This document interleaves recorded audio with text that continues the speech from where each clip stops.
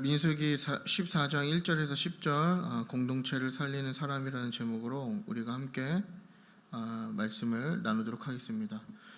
우리가 성경을 읽다 보면 하나님께서 갖고 계신 독특한 계산법이 있다는 것을 우리가 가끔 발견하게 되는데요.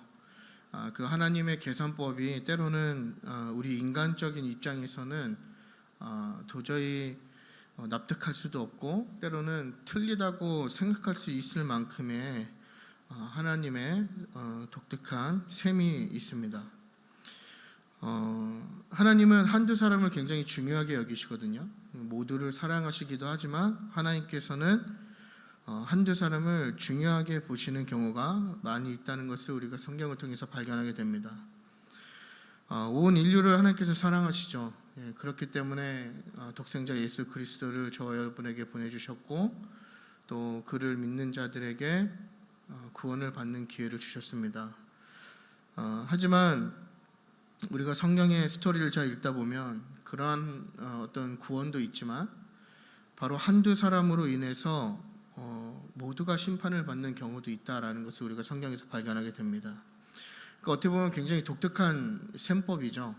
과연 한두 사람이 전체를 대표해서 벌을 받는 기준이 될 수 있는 것인가, 혹은 한두 사람이 정말 벌을 받아야 할 전체를 구원할 수 있는 계산이 과연 맞는 것인가, 우리가 이러한 질문을 던지게 되는 것 같습니다.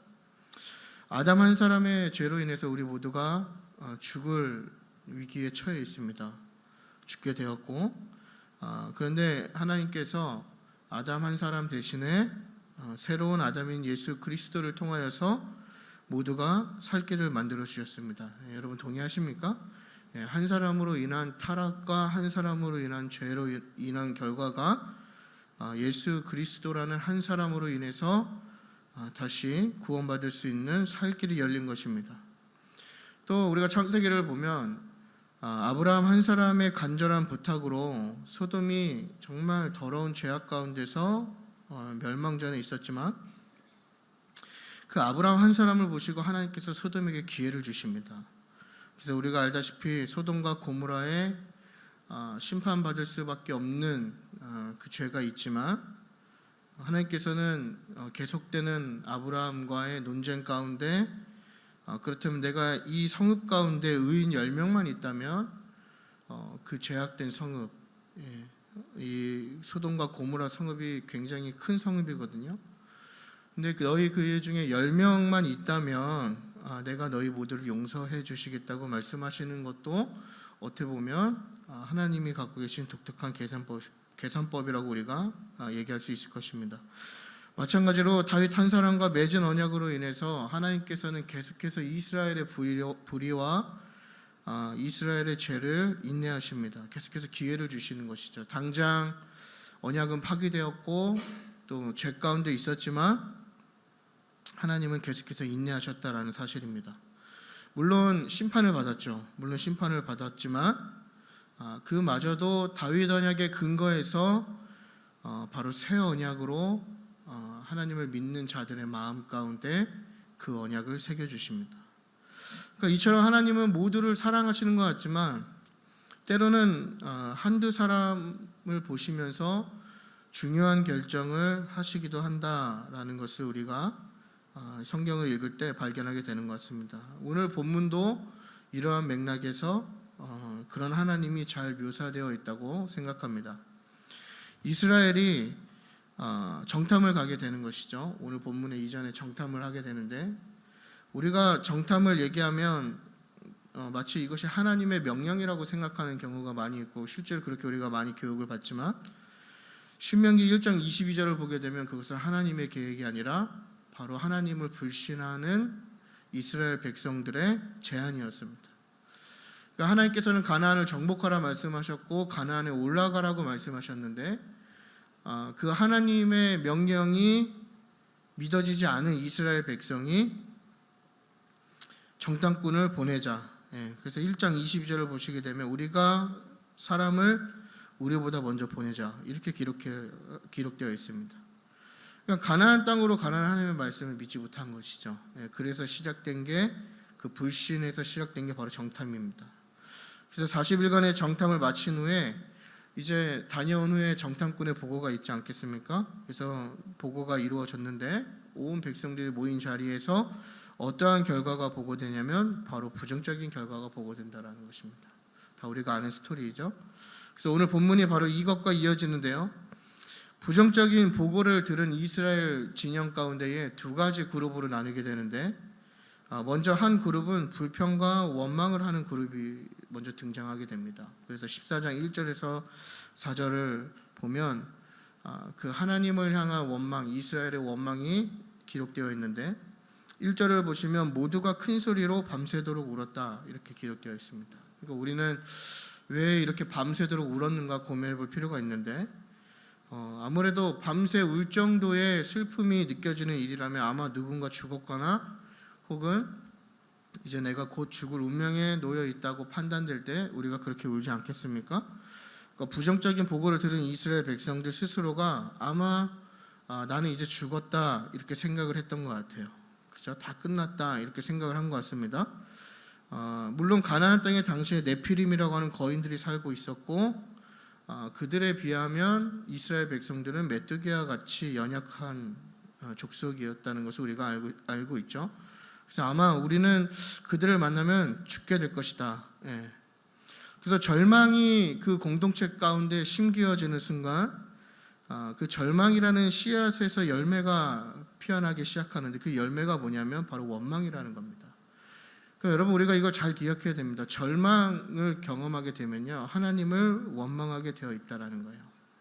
그러니까 우리의 삶 가운데 너무 큰 절망 가운데 놓일 때 우리가 쉽게 보일 수 있는 어떤 반응은 무엇이냐? 바로 원망이다라는 것입니다. 원망. 그게 하나님을 향한 원망일 수도 있고 또 내 가족을 향한 원망일 수 있고 또 상대를 향한 원망일 수 있다. 우리는 원망의 대상을 찾게 되는 거예요. 근데 이 원망이라는 그 감정에는 분노하고 슬픔이 결합이 되어 있는 감정이거든요. 너무나 분노하고 너무나 슬프니까 이제 원망을 하게 되는 건데, 즉 이스라엘 공동체 안에 이러한 현상들이 막 일어나기 시작한 거예요. 그래서 이 밤새 통곡하는 것에서 끝난 것이 아니라 2절을 보시게 되면 모세와 아론을 향해서 이제 원망하기 시작하는 거죠. 처음에는 자기들이 슬퍼서 울기 시작하고 그냥 나는 죽었다, 나는 끝났다라고 통곡하는 수준에서 이제 누군가를 향한 원망으로 지금 발전하고 있다라는 거예요. 그래서 그들을 인도하고 몇 번이고 그들을 위해서 중보한 모세, 사실 여기까지 오는 과정 속에서도 모세의 중보가 아니었으면 이미 이스라엘 백성들은 죽은 운명이었죠. 하나님께서도 내가 이 사람들을 벌하겠다고 말씀하실 때 모세가 하나님의 영광을 위해서라도 하나님의 백성을 살려두어야 되지 않겠습니까? 라고 얘기하면서 중보하지 않습니까?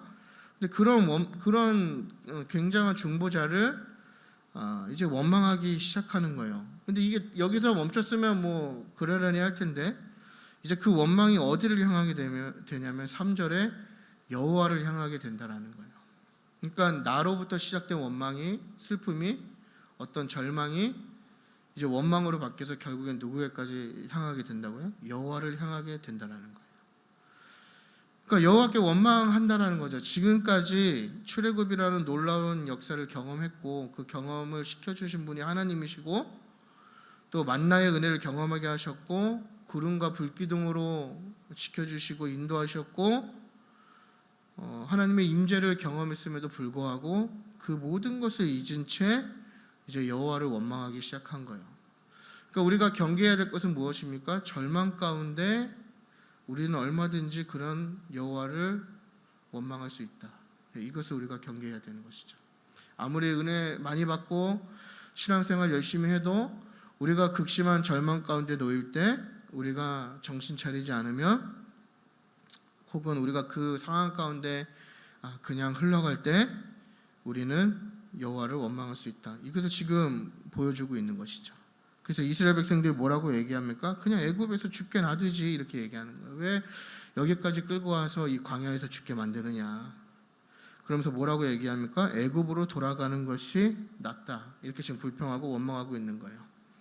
그래서 4절을 보면은 이미 모세와 아론이라고 하는 좋은 지도자가 있었음에도 불구하고 새로운 지휘관을 세워서 이제 다시 애굽으로 돌아가려고 한다라는 것입니다. 그래서 우리가 이 이스라엘의 불평을 보면서 먼저 이 불평의 위험성을 깨달아야 되는데요. 첫 번째는 이 불평의 위험성은 은혜를 잊게 한다는 것입니다.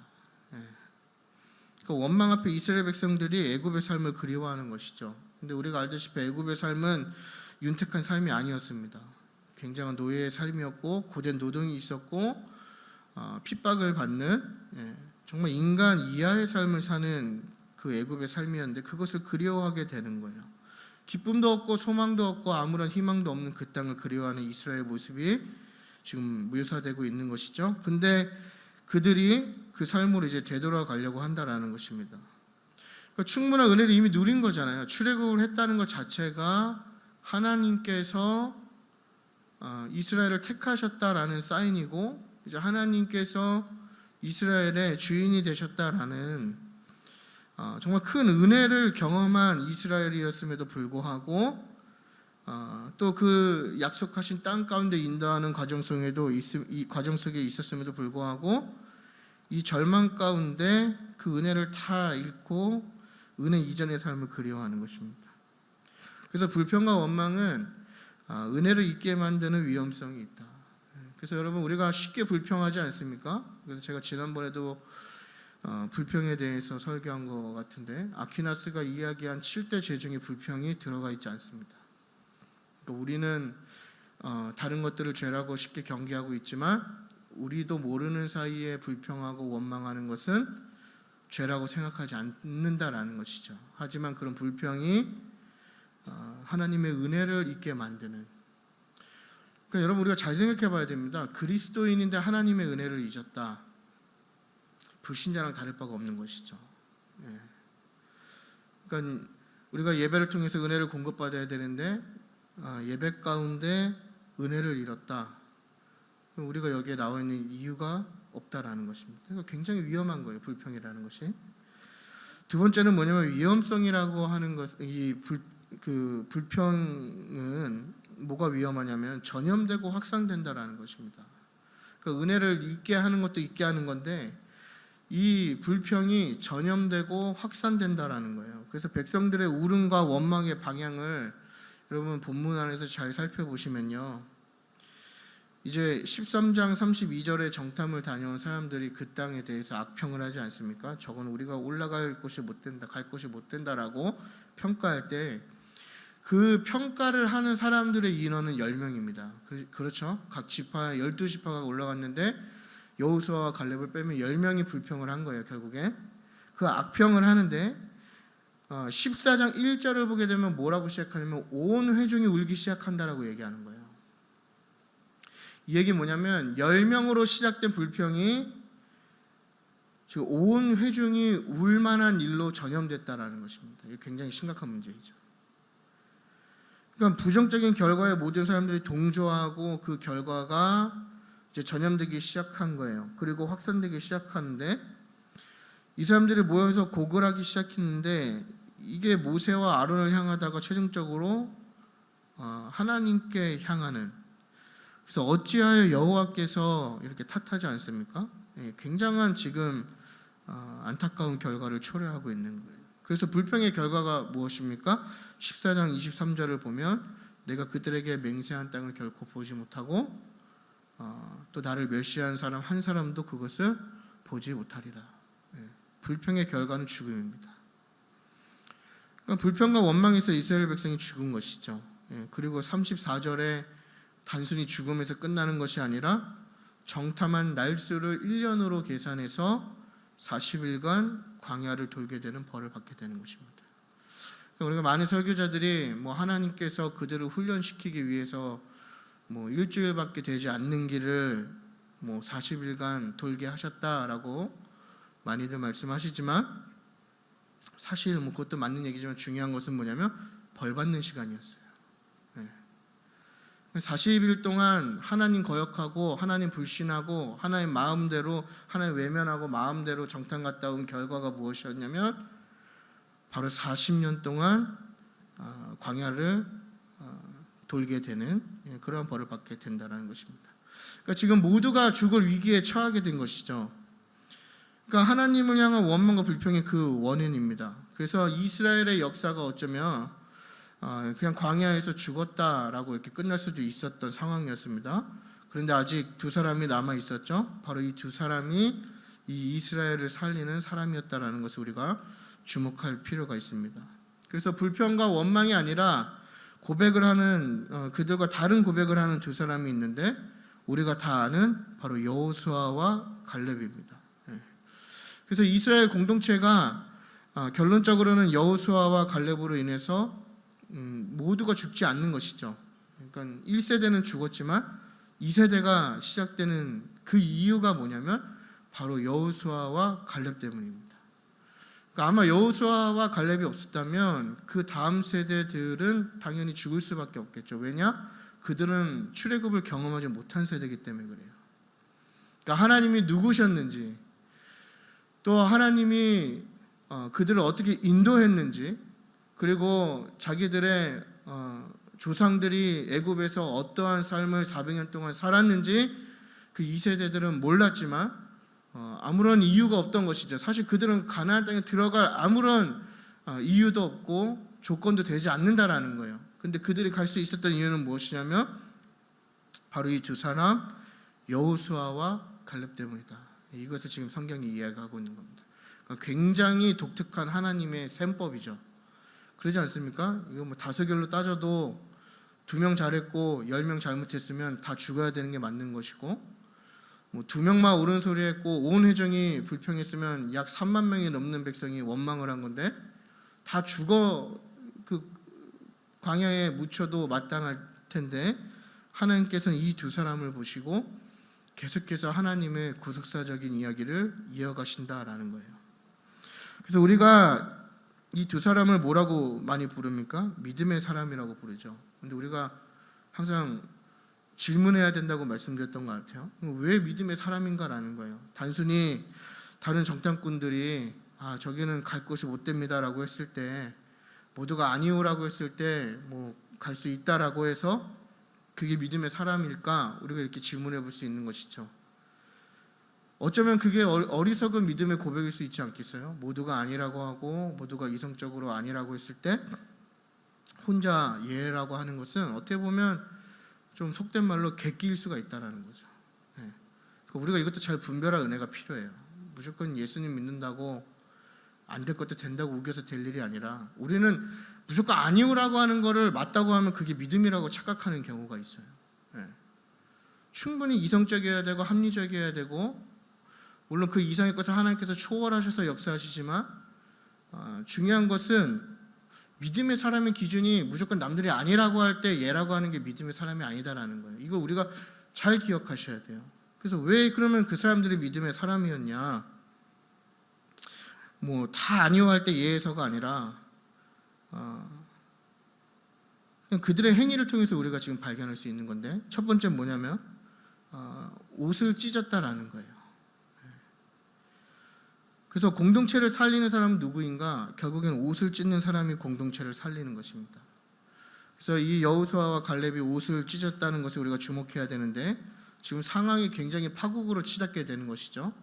지금 광야 한가운데서 굉장히 많은 이스라엘 백성들이 그 불평이라고 하는 그거 하나와 하나님을 불신하는 거 하나로 지금 다 죽게 생긴 거예요. 그냥.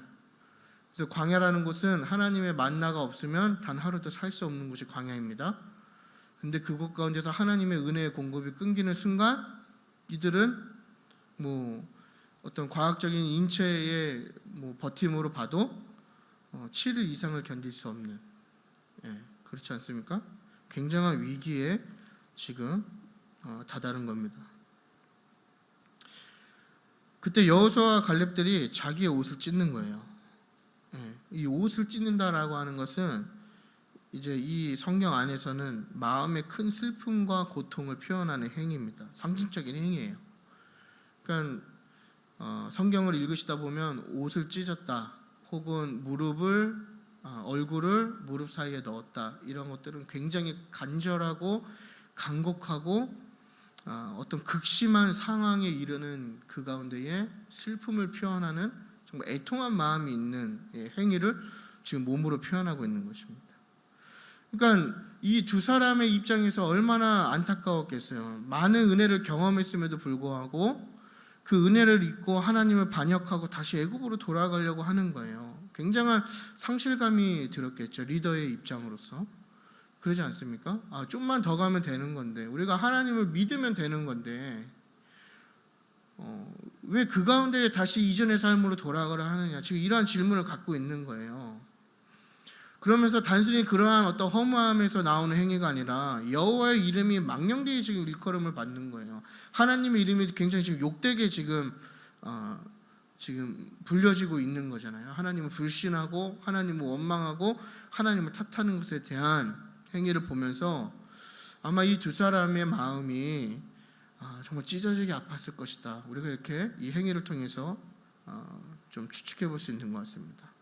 그러니까 갑자기 옷을 찢는 이 두 사람의 행위가 여러분 잘 상상을 해보십시오. 그 중에 많은 사람들이 다 모여 있고 정탐꾼들이 정말 악평을 하면서 이제 우리가 죽을 거라는 얘기를 했을 때 많은 군중들이 그 진영에 있는 사람들이 막 선동하면서 불평, 불만과 소리 지름과 절규와 절망과 다양한 감정들의 표현이 막 뒤섞이면서 굉장한 혼돈 속에 있지 않았겠습니까?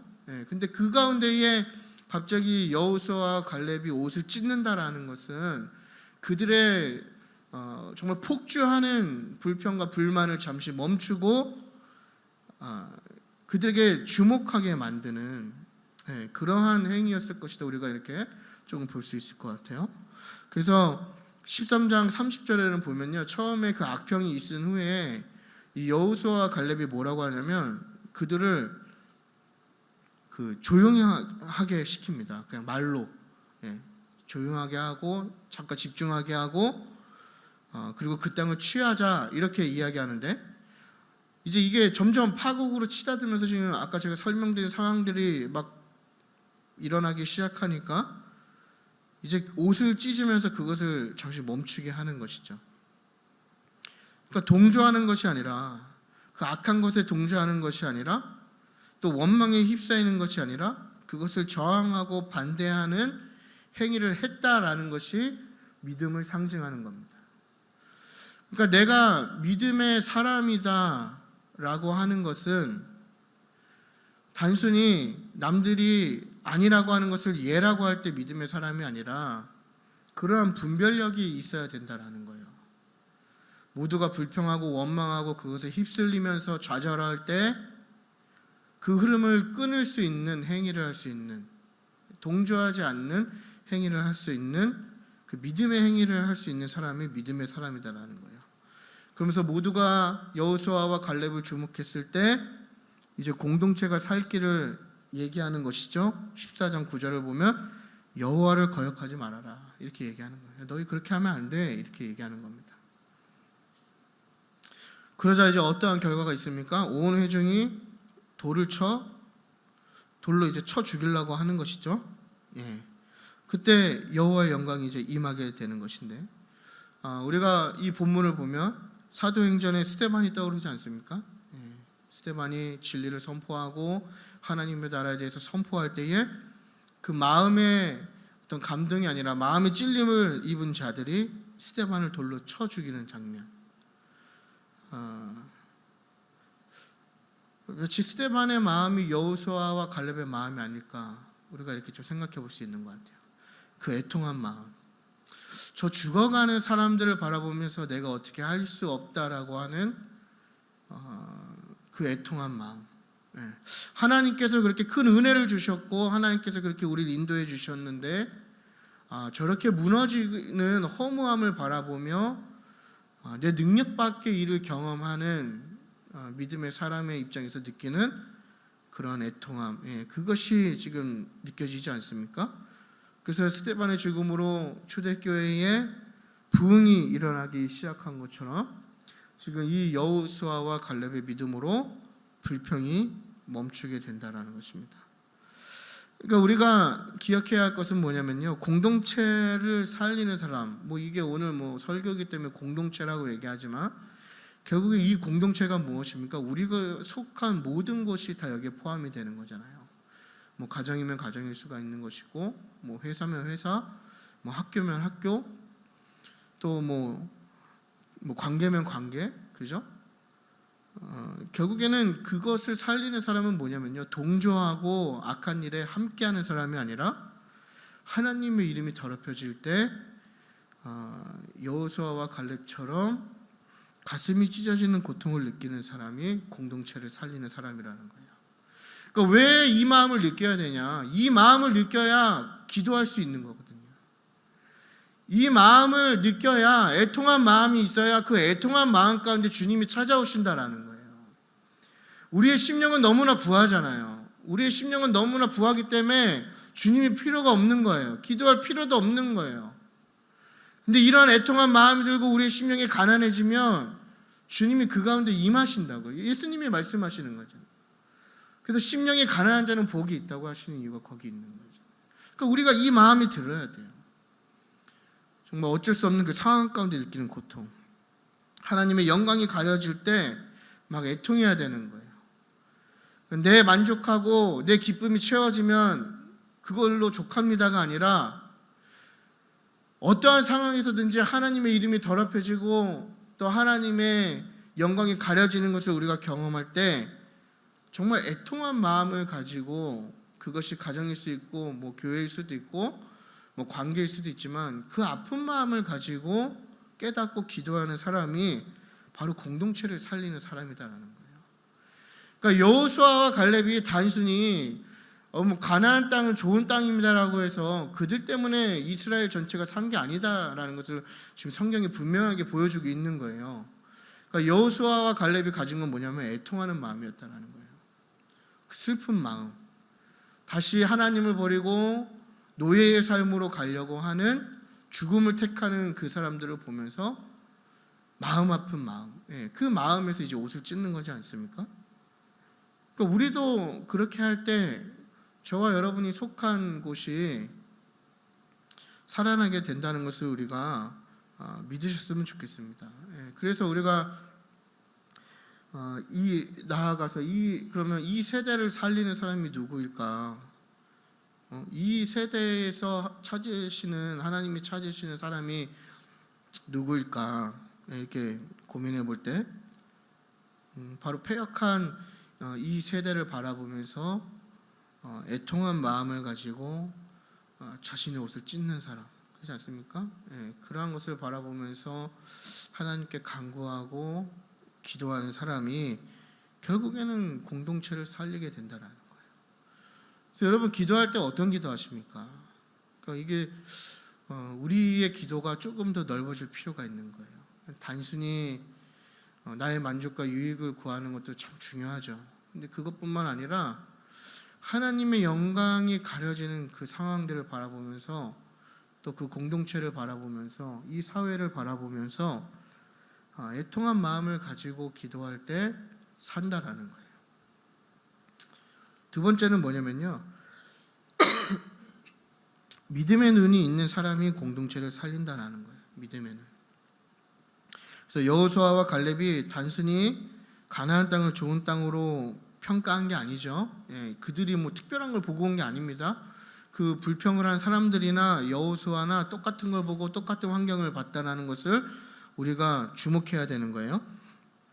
근데 이러한 부정적인 상황을 지금 이 두 사람은 다르게 평가하고 분석하는데, 그 이유가 뭐냐면 그 사람들이 왜 믿음이라고 우리가 얘기할 수 있냐면 8절에 잘 나와 있는데, 우리 8절을 다 같이 한번 읽어보겠습니다. 8절 시작.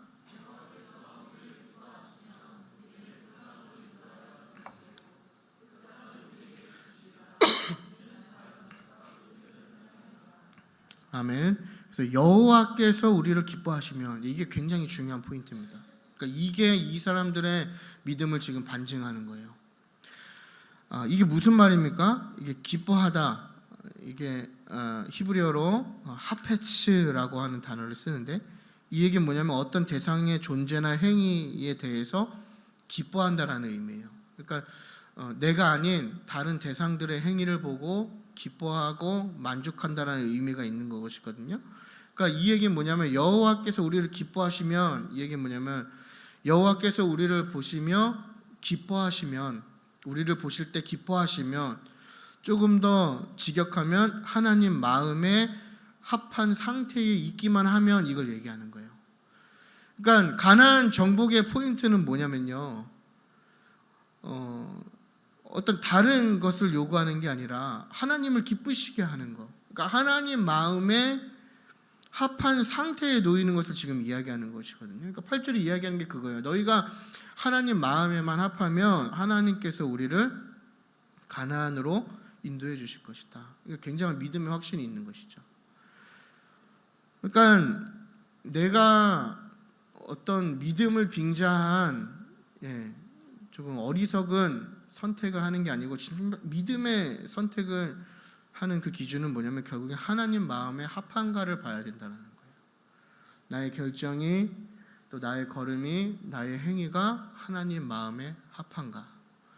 그러니까 전쟁의 승리의 비결이 창과 검에 있는 것이 아니라 여호와의 마음에 합하느냐 합하지 않느냐에 있는 것을 지금 여호수아와 갈렙은 분명히 알고 있던 거예요. 가나안 정복은 인간의 힘과 능력으로 되는 것이 아니라 전적으로 하나님의 계획하심과 하나님의 능력으로 가능한 일이라는 것을 이 8절에 여호와께서 우리를 기뻐하시면 이라는 표현을 통해서 우리가 알 수 있는 것입니다. 그러니까 같은 상황과 환경을 봐도 믿음으로 보는 눈이 있기 때문에 이 두 사람의 고백으로 인해서 이제 공동체가 살게 되었다라는 것을 우리가 알 수 있는 것이죠. 그래서 저와 여러분 가운데 이런 고백이 조금 넘쳐나셨으면 좋겠어요. 그래서 나는 하나님의 합한 자, 하나님 마음에 합한 자, 이런 고백이 있어야 되겠죠.